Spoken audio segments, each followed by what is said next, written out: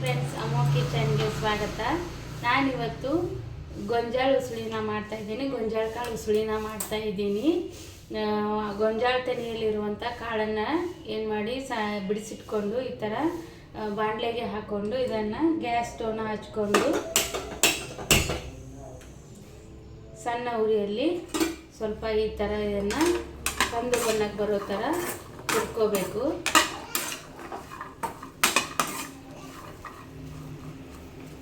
ಸಣ್ಣ ಉರಿಯಲ್ಲಿ ಕಂದು ಬಣ್ಣಕ್ಕೆ ಬರೋ ಥರ ಹುರ್ಕೋಬೇಕು ಫ್ರೆಂಡ್ಸ್. ಈ ಥರ ಕಂದು ಬಣ್ಣ ಬರೋ ಹಾಗೆ ಸ್ವಲ್ಪ ಹಿಂಗೆ ಕಾಳು ಕಪ್ಪಾಗಿ ಕಾಣಬೇಕು. ಈ ಥರ ಹುರ್ಕೋಬೇಕು. ಚೆನ್ನಾಗಿ ಹುರ್ಕೊಂಡು ಇದನ್ನು ಒಂದು ಬೌಲ್ಗೆ ತೆಗೆದಿಟ್ಕೊತೀನಿ. ತೆಕ್ಕೊಂಡು ಬೌಲ್ಗೆ ಇಟ್ಕೊಂಡು ಸ್ವಲ್ಪ ಜಾಸ್ತಿ ಎಣ್ಣೆ ಅಲ್ಲ, 1 ಸ್ಪೂನ್ ಎಣ್ಣೆ ಆದರೆ ಸಾಕು.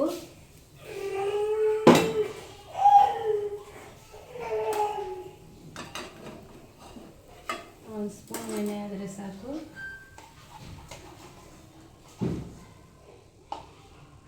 ಒಂದು 1/2 ಸ್ಪೂನು ಜೀರಿಗೆ,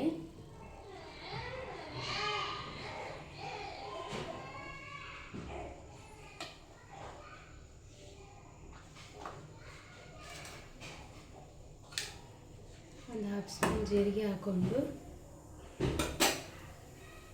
ಜೀರಿಗೆ ಸ್ವಲ್ಪ ಚಟ್ಪಟ ಅಂತ ಅಂದಮೇಲೆ ಈರುಳ್ಳಿನ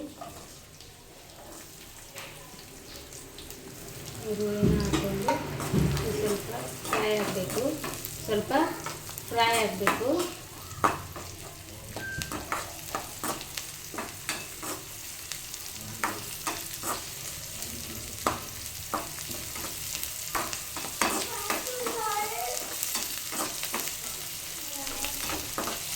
ಈ ಥರ ಫ್ರೈ ಆಗಬೇಕು. ನಂತರ ನಾವೇನು ಮಾಡಬೇಕು, ಕಟ್ ಮಾಡಿ ಇಟ್ಕೊಂಡಿರುವಂಥ 1 ಟೊಮೆಟೊನ ಕಟ್ ಮಾಡಿ ಇಟ್ಕೊಂಡಿದ್ದೀನಿ, 1 ಈರುಳ್ಳಿನ ಕಟ್ ಮಾಡಿ ಇಟ್ಕೊಂಡಿದ್ದೀನಿ. ಇದಕ್ಕೆ ಈರುಳ್ಳಿ, ಟೊಮೆಟೊ ಮತ್ತು ನಮ್ಗೆ ಯಾವ ಥರ ಏನು ಬೇಕಾದನ್ನು ನಾವು ಹಾಕೋಬೋದು. ಬಟಾಣಿ ಆಯಿತು ಹಾಕ್ಕೊಂಡು ಮಿಕ್ಸ್ ಮಾಡಿಕೊಂಡು ತಿಂದರೆ ನಡೆಯುತ್ತೆ. ಕಡಲೆಕಾಳು ಕುದಿಸ್ಬಿಟ್ಟು ಅದನ್ನು ಈ ಥರ ಹುರ್ಕೊಂಡು ಹಾಕಿದ್ರೂ ಚೆನ್ನಾಗಿರುತ್ತೆ.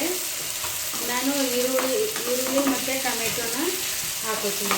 ನಮಗಿದೆ ಚೆನ್ನಾಗಿ ಅನಿಸುತ್ತೆ. ಸ್ವಲ್ಪ ಈ ಥರ ನೀಟಾಗಿ ಬಾಡಿಸ್ಕೋಬೇಕು. ಇದಕ್ಕೆ ಇದನ್ನು ಹುರಿಯುವಾಗಲೇ ಏನು ಮಾಡಬೇಕು, 1 ಸ್ಪೂನು 1/2 ಸ್ಪೂನ್ ಸಾಲ್ಟ್ನ ಆ್ಯಡ್ ಮಾಡ್ಕೋಬೇಕು. ಒಂದು 1/2 ಸ್ಪೂನ್ ಆದರೆ ಸಾಕು. ಸ್ವೀಟ್ ಕಾರ್ನ್ ಆದರೆ 1/2 ಸ್ಪೂನ್ ನಡೆಯುತ್ತೆ. ಅದೇ ಸಾದಾ ಇರುತ್ತಲ್ಲ ಮೆಕ್ಕೆಜೋಳ, ಅದಕ್ಕೆ ಸಣ್ಣ ಸ್ಪೂನ್ ಅಂದರೆ 1 ಸ್ಪೂನು, ದೊಡ್ಡ ಸ್ಪೂನ್ ಅಂದರೆ ಒಂದು 1/2 ಸ್ಪೂನು. ಒಂದು ಸ್ವಲ್ಪ ಚಾಟ್ ಮಸಾಲ, 1 ಸ್ಪೂನ್ ಖಾರ, 1/2 ಸ್ಪೂನ್ ಅರಿಶಿನ,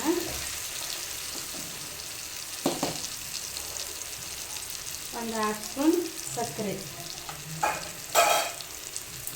ಇದನ್ನು ಈ ಥರ ಮಿಕ್ಸ್ ಮಾಡ್ಕೋಬೇಕು ಚೆನ್ನಾಗಿ.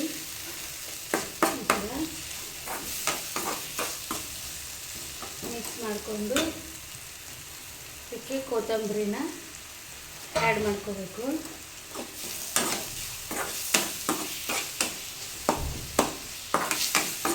ಈ ಥರ ಕೊತ್ತಂಬರಿನ ಆ್ಯಡ್ ಮಾಡಿಕೊಂಡು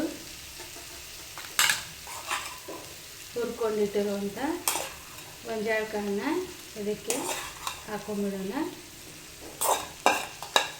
ತಿನ್ನೋದಕ್ಕೆ ತುಂಬ ರುಚಿಯಾಗಿರುತ್ತೆ ಫ್ರೆಂಡ್ಸ್. ನನಗಂತೂ ತುಂಬ ಫೇವ್ರೇಟ್ ಇದು.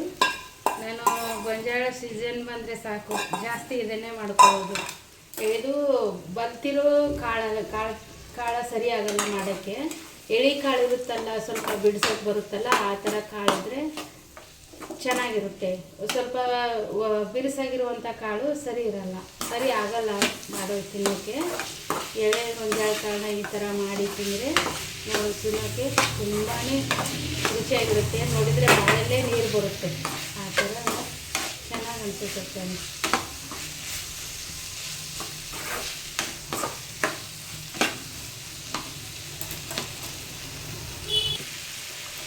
ಈ ಥರ ಎಲ್ಲನೂ ಚೆನ್ನಾಗಿ ಮಿಕ್ಸ್ ಮಾಡ್ಕೋಬೇಕು. ನೀಟಾಗಿ ಮಿಕ್ಸ್ ಆಗಬೇಕು. ನೋಡಿ ಫ್ರೆಂಡ್ಸ್, ಗೊಂಜಾಳ ಕಾಳು ಉಸಳಿ ರೆಡಿ ಆಗಿದೆ. ಈ ಥರ ರೆಡಿ ಮಾಡ್ಕೊಂಡ್ಬಿಟ್ಟು ಈ ಥರ ಸೇವು ನಮ್ಗೇನು ಬೇಕು ಅದನ್ನು ಈ ಥರ ಮೇಲೆ ಉದುರಿಸ್ಕೊಂಡು ತಿಂದರೆ ತುಂಬ ಚೆನ್ನಾಗಿರುತ್ತೆ ಫ್ರೆಂಡ್ಸ್. ಇಷ್ಟ ಆದರೆ ಲೈಕ್ ಮಾಡಿ, ಶೇರ್ ಮಾಡಿ, ಸಬ್ಸ್ಕ್ರೈಬ್ ಮಾಡಿ, ಹಾಗೆ ಟ್ರೈ ಮಾಡಿ. ಮತ್ತು ಮುಂದಿನ ರೆಸಿಪಿಗೆ ಸಿಗ್ತೀನಿ. ಬಾಯ್.